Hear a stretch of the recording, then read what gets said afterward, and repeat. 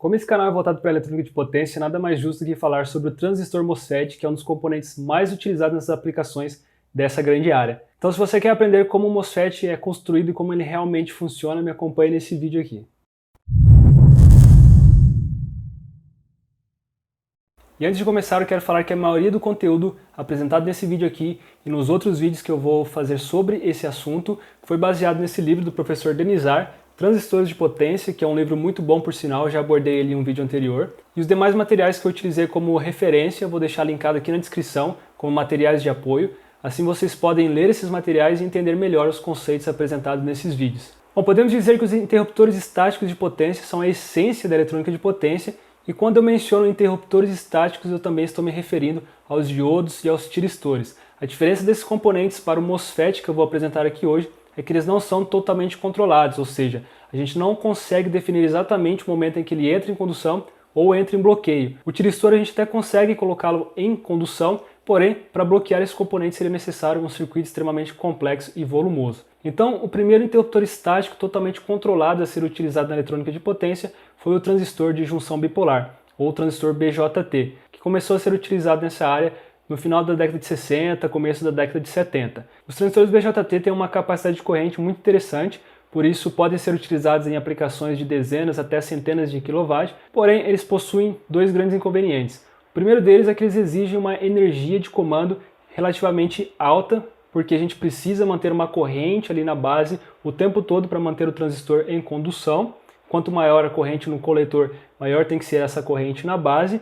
Isso, consequentemente, aumenta o consumo de energia no conversor, as perdas, e reduz a eficiência, que não é algo desejado para aplicações na eletrônica de potência. E outro inconveniente é que eles possuem um tempo de resposta relativamente baixo, na casa de microsegundos, e isso limita a frequência de chaveamento no qual eles podem operar. Normalmente eles são utilizados para frequências entre 15 e 20 kHz, e para frequências mais altas, na casa de 100 kHz, já começam a apresentar perdas por comutação muito elevadas. Por isso, a concepção do transistor MOSFET como um interruptor estático para aplicações na eletrônica de potência teve como objetivo contornar esses problemas relacionados ao transistor BJT.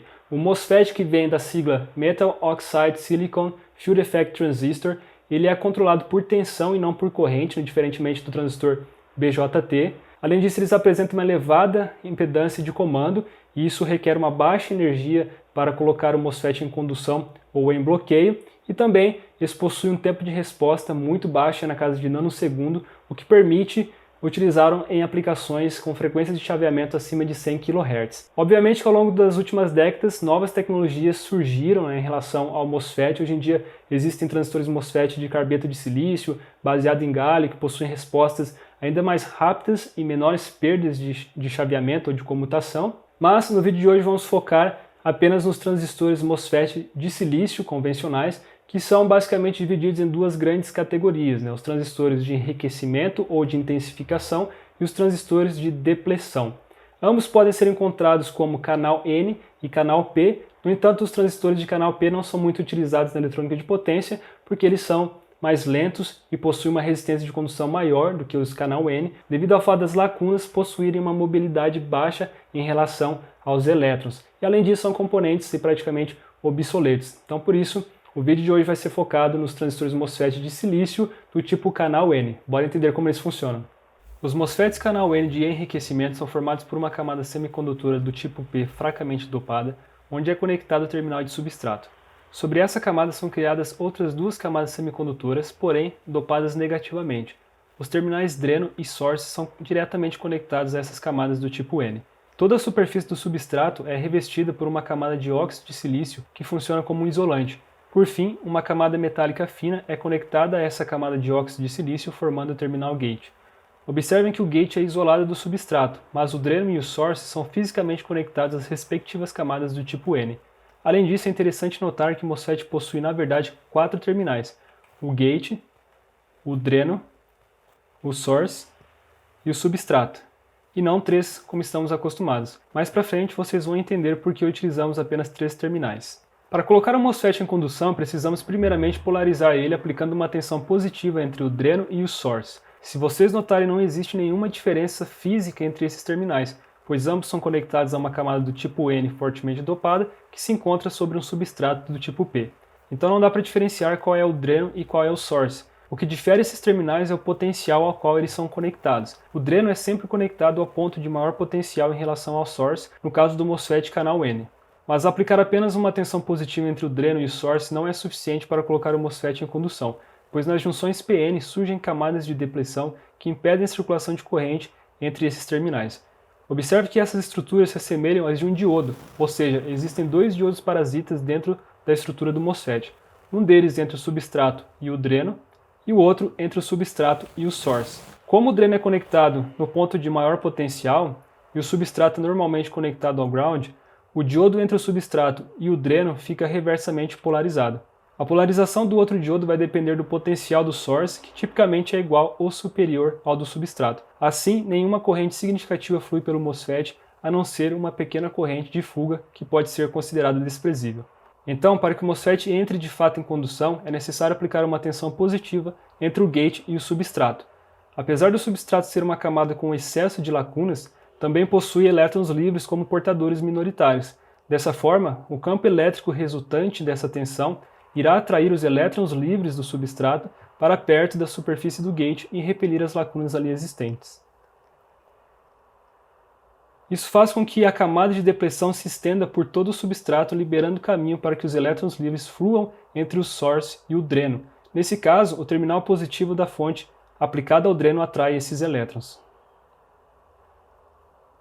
O caminho que é criado entre o dreno e o source é denominado canal de inversão ou camada de inversão, já que antes tínhamos um canal do tipo P e agora temos um canal do tipo N. Vale mencionar que quanto maior a tensão entre o gate e o substrato, mais intenso fica o campo elétrico, o que atrai mais elétrons, melhora a condutividade do canal e, consequentemente, permite circular correntes maiores. Mas existe uma tensão mínima a ser aplicada no gate, para que a concentração de portadores no canal de inversão seja maior do que no próprio substrato. Essa tensão é conhecida como tensão de limiar ou tensão de threshold. No MOSFET canal N, o substrato deve estar num potencial igual ou menor ao do source, senão a aplicação de uma tensão positiva entre o dreno e o source provocaria a circulação de uma corrente muito elevada devido à polarização direta do diodo de baixo, e o MOSFET não funcionaria como desejado. Em razão disso, na maioria dos casos, o substrato já é conectado internamente ao terminal source para evitar a polarização direta desse diodo. Mas é possível encontrar no mercado MOSFETs com os 4 terminais disponíveis para aplicações específicas. A conexão do substrato ao source também permite reduzir a tensão de limiar, além de reduzir a corrente de fuga e o consumo de energia.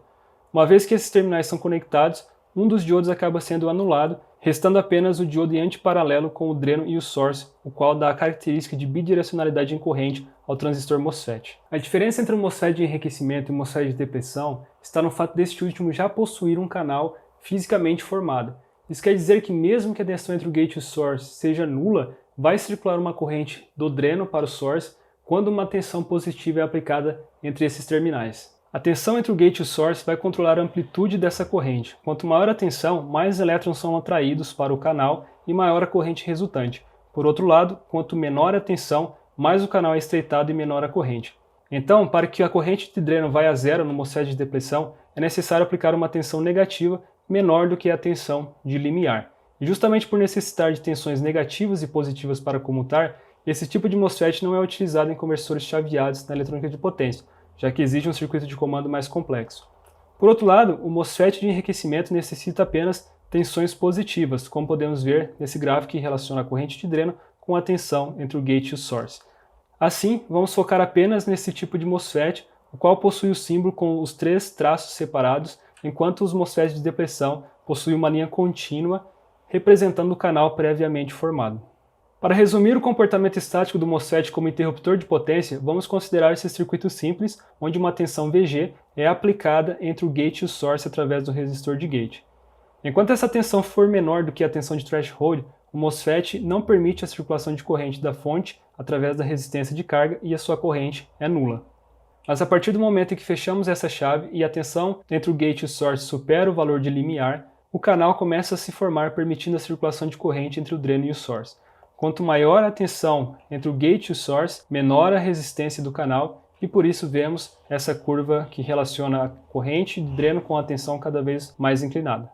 Devido à presença do diodo interno, quando aplicamos uma tensão negativa entre o dreno e o source, o MOSFET irá conduzir uma corrente no sentido oposto, mesmo que a tensão entre o gate e o source seja nula. Mas é necessário que a tensão entre o dreno e o source seja superior à tensão direta do diodo para que ele entre em condução. O que poucos sabem e que não é mostrado nos datasheets dos componentes é que o canal também pode conduzir correntes no sentido reverso. Para isso, basta aumentar a tensão entre o gate e o source quando a tensão entre o dreno e o source for negativa. Quanto maior a tensão entre o gate e o source, menor vai ser a resistência do canal, até chegar um momento em que a queda de tensão se torna menor do que a tensão direta do diodo, levando ao bloqueio. A partir de então, a corrente irá circular apenas pelo canal. Nesse artigo do I3E, os autores fazem um estudo do impacto da tensão entre o gate e o source durante a condução reversa do MOSFET, obtendo resultados satisfatórios no tocante à redução de perdas. Na prática, no entanto, o MOSFET não opera apenas nessas duas regiões de bloqueio ou condução, que são características de um interruptor.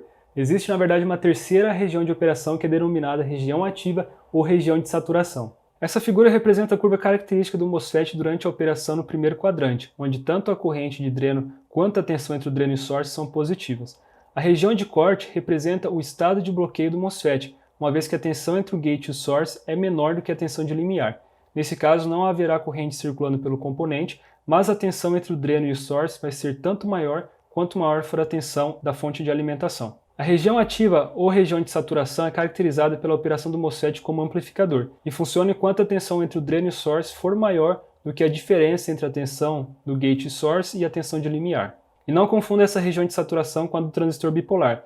Aqui no MOSFET, esse nome se deve ao fato da corrente ficar saturada, praticamente constante, independentemente do valor da tensão entre o dreno e o source. É como se fosse a região linear do transistor BJT. E se vocês observarem, a tensão entre o gate e o source controla diretamente a corrente de dreno. Quanto maior essa tensão, maior vai ser a corrente. Por fim, a região resistiva se caracteriza por apresentar uma relação linear entre a corrente de dreno e a tensão dreno-source, o que remete a um valor de resistência constante. Nessa região, o MOSFET, como interruptor de potência, opera no estado de condução. E para que ele opere nessa região, é necessário que a tensão entre o dreno e o source seja menor do que a diferença entre a tensão gate e source e a tensão de limiar. Vale destacar que a região de saturação do MOSFET não apresenta um interesse para aplicações na eletrônica de potência, visto que os níveis de corrente e tensão são muito elevados nessa região, o que aumenta muito a dissipação de potência, e isso contradiz um dos principais objetivos da eletrônica de potência, que é processar energia com elevada eficiência. Então nós só estamos interessados na região de corte e na região resistiva. E outro ponto importante de se atentar é a característica dinâmica do MOSFET, que está relacionada às transições entre essas duas regiões de operação, ou em outras palavras, a transição entre o estado de bloqueio e o estado de condução. A característica dinâmica do MOSFET é diretamente afetada pelos elementos parasitas. Cada terminal possui indutâncias e resistências parasitas, mesmo que de baixíssimo valor, e entre eles existe capacitâncias devido às diferenças de potencial. Essas capacitâncias não são lineares e variam com a tensão. Por exemplo, a capacitância entre o gate e o dreno é função da tensão gate-dreno e ela aumenta com a diminuição dessa tensão. A capacitância entre o gate e o source, em termos práticos, pode ser considerada constante. Já a capacitância entre o dreno e o source depende do nível dessa tensão e diminui à medida que essa tensão aumenta. Verifica-se também que quanto maior a capacidade de corrente do MOSFET, maiores as capacitâncias intrínsecas. Nos datasheets, em geral, não são especificadas diretamente essas capacitâncias. Em vez disso, encontramos valores das capacitâncias de entrada, capacitância de saída e capacitância de transferência reversa, que nada mais são do que combinações das capacitâncias parasitas mencionadas anteriormente. Nesse gráfico fica claro como as capacitâncias variam em função da tensão entre o dreno e o source. As indutâncias parasitas, por sua vez, tendem a manter constante a corrente que circula por elas e gerar sobretensões durante o bloqueio do MOSFET, resultando num aumento de perdas por comutação. Os efeitos dessas indutâncias são tão mais pronunciados quanto maior for a velocidade de comutação do componente, ou a frequência de comutação.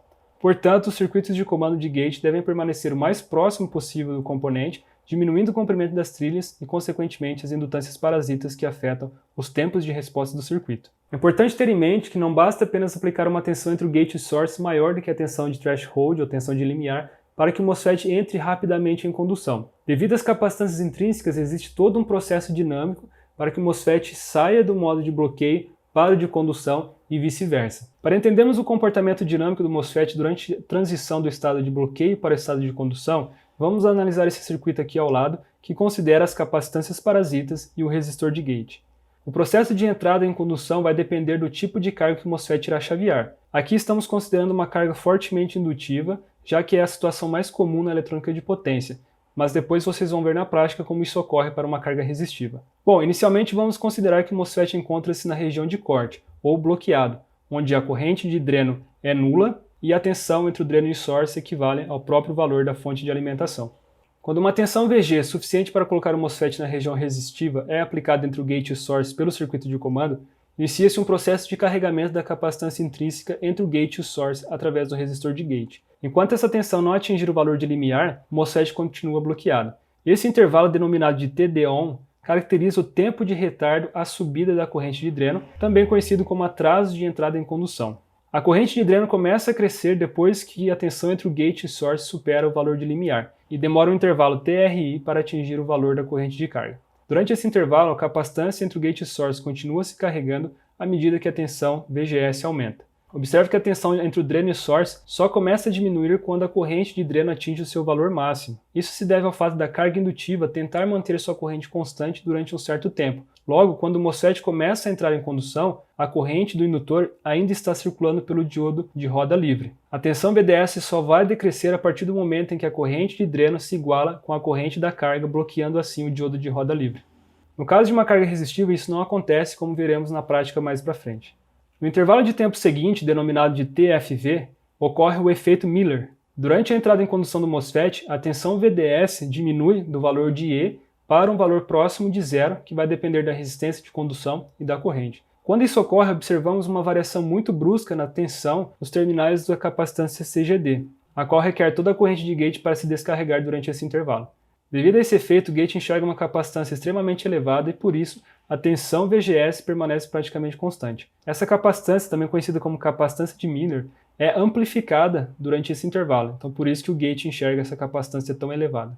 Depois que a tensão VDS se torna praticamente nula ao final desse intervalo, temos uma associação das duas capacitâncias em paralelo, já que esse ponto está praticamente conectado ao terra. A partir daí, a tensão entre o gate e o source volta a crescer, carregando essa capacitância equivalente até o valor de VG. O aumento de VGS durante essa etapa não afeta mais a corrente de dreno e nem a tensão entre o dreno e o source, mas diminui substancialmente a resistência entre o dreno e o source, melhorando a condução do MOSFET. Durante o bloqueio do transistor MOSFET ocorre um processo semelhante. Mesmo que o circuito de comando aplique uma tensão nula entre o gate e o source, o MOSFET só inicia o processo de bloqueio depois que a capacitância de entrada se descarrega até certo valor. Aqui também observamos o efeito Miller, que se mantém enquanto a tensão entre o dreno e o source aumenta de aproximadamente zero para o valor da fonte de alimentação. Por fim, a corrente de dreno diminui para zero, caracterizando o bloqueio completo do MOSFET. Para a gente verificar isso na prática, estou utilizando aqui um circuitinho bem simples com o MOSFET RFZ48N comutando uma carga resistiva, está sendo alimentado por essa fonte de bancada de 12 volts. O comando do MOSFET está sendo realizado por meio desse gerador de funções que eu configurei aqui para 100 Hz e uma razão cíclica de 10%. Como eu estou interessado em apenas observar as transições aqui entre o modo de bloqueio para condução e vice-versa, eu não vou colocar uma frequência muito elevada, nem uma razão cíclica muito elevada, para não aumentar as perdas aqui do circuito. Bom, aqui no osciloscópio a gente consegue analisar a tensão entre o gate e o source, em amarelo, e em azul a corrente do circuito que eu estou medindo através de um resistor shunt. Ou seja, sempre que a tensão entre o gate e o source vai para nível alto, aqui com uma tensão bem acima da tensão de threshold, o MOSFET ele entra em condução e a corrente passa a circular pela carga resistiva, né? Bom, aparentemente parece que essa transição ocorre de forma instantânea, né? A gente tem aqui uma borda muito bem definida, mas se a gente aplicar um zoom aqui, fica fácil identificar aquela região de platô, né? O efeito Miller aqui. Então a tensão entre o gate e o source ela aumenta até próximo de 4 volts, que é a tensão de threshold aqui. Depois ela fica um tempo nesse platô devido ao efeito Miller e só então ela continua aumentando até atingir o valor máximo que está sendo fornecido aqui pelo gerador de funções, né? Apesar desse osciloscópio ter apenas 2 canais, ele tem um recurso aqui muito interessante, que ele permite salvar até 2 formas de onda. Então o que eu vou fazer? Eu vou salvar essa forma de onda do gate aqui, vou salvar na referência A. Então já foi salvo, vou colocar aqui para exibir a forma de onda. E agora eu vou medir a tensão entre o dreno e o source. Assim fica mais fácil a gente observar todas as transições aqui durante a comutação. Bom, diferentemente de uma comutação com carga indutiva que a gente analisou ali na teoria, Aqui, a tensão entre o dreno e o source e a corrente de dreno, elas começam, né, a comutar instantaneamente a partir do momento em que a tensão entre o gate source atinge o valor de threshold, né? Então, a partir desse momento em que chega no valor de threshold, a tensão entre o dreno e o source já começa a diminuir e a corrente de dreno a aumentar, né? Até que, a partir desse ponto, a gente já tem a corrente no valor máximo da carga, né, e a tensão em seu valor mínimo, caracterizando aqui a condução do MOSFET. Obviamente que essa tensão durante a condução ela não é nula, devido à resistência interna que a gente tem no MOSFET, e justamente por isso a gente tem aqui uma perda, né, já que temos a presença de corrente e tensão ao mesmo tempo. Durante a comutação isso também ocorre, se vocês observarem nesse intervalo aqui a gente tem tensão e corrente simultaneamente, isso gera perdas no MOSFET, né, que vai levar ele ao aquecimento. Então essas perdas durante a comutação a gente chama de perdas por comutação e aqui durante a condução de perdas por condução. Para ficar mais claro, eu vou utilizar aqui a função de multiplicação. Então estou multiplicando aqui o canal 1, que é a tensão entre o dreno e o source, pelo canal 2, que é a corrente de dreno. E aí vocês já conseguem notar que durante a comutação a gente tem um pico de potência e durante a condução essa potência ela fica constante aqui em determinado valor, né? E se a gente analisar isso aqui ao longo do tempo, a gente vai ter essas perdas em todas as transições, né, de estado de bloqueio para condução ou vice-versa, e também durante a condução do MOSFET. Então se você quer aprender como calcular as perdas de um MOSFET, se inscreva no canal para não perder o próximo vídeo sobre esse assunto.